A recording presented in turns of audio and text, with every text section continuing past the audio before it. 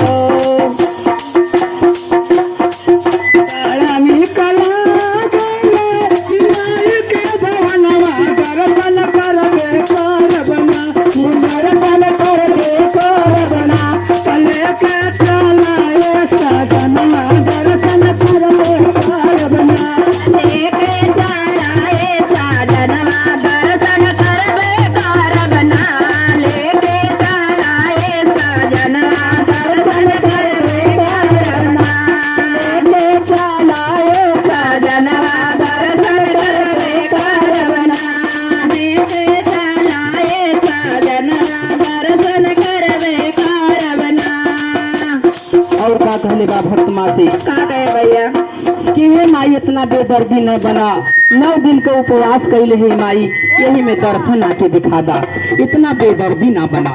तो कैसे कहले बा, कैसे भैया बेदर्दी माई काली देखिला करीब से, देखिला करीब से, देखिला करीब से,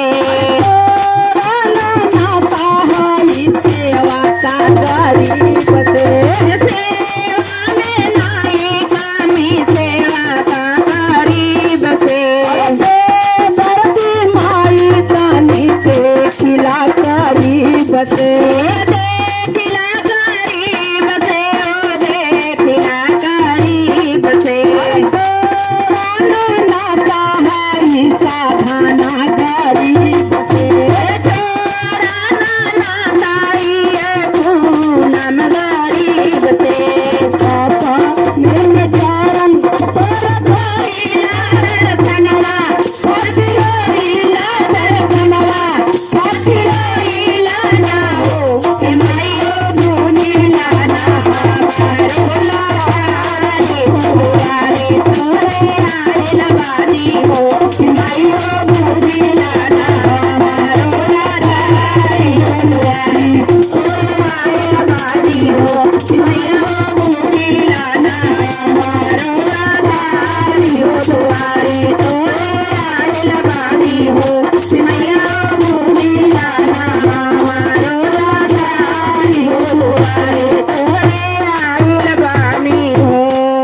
सच्चे दरबार की जय।